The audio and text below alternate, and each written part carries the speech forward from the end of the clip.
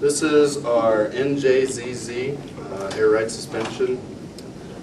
We came up with the idea, usually for tow truck or towing on vehicles. When you put a heavy load on it, it sags the back end and puts a lot of stress on your suspension, your axles, your drivetrain.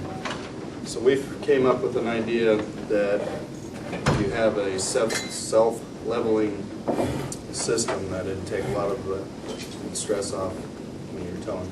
On a normal pickup, you're going to have similar down, or in this range, you're going to have either a leaf spring or a coil spring setup. And what that does is that takes the load of the vehicle and or the payload that you're putting on it.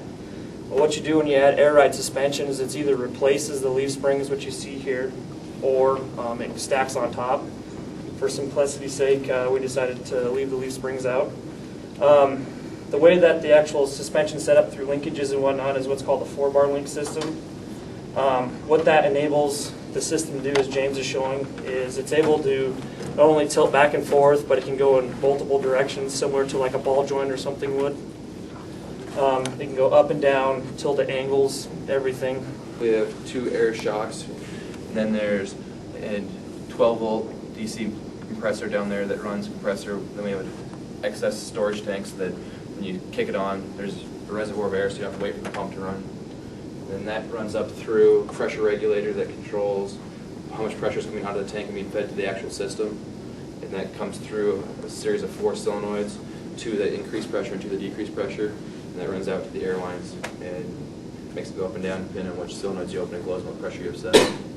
Here we have a resistive touch screen from a Sudoku game, a handheld Sudoku game. And we take the change in resistance and use that change in resistance to saturate transistors. Controller pick that controls a stepper to regulate pressure in to the solenoids. The solenoids then take that pressure and either add pressure, subtract pressure to, from an A to D conversion on the back 2 potentiometers to tell us height.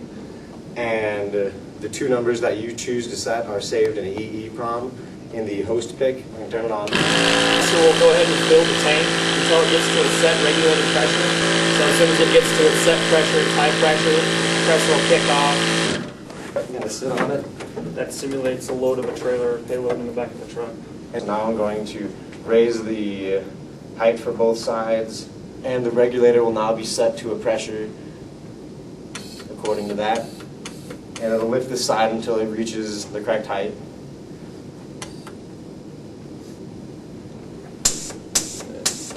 Let the pressure on that side.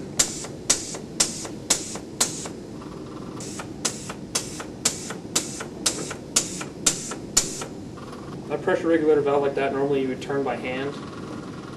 Well, what we did is we integrated a stepper motor so that the pick reads out a certain position and it knows how many clicks to go, and that's basically like turning the knob on there, either increasing or decreasing pressure.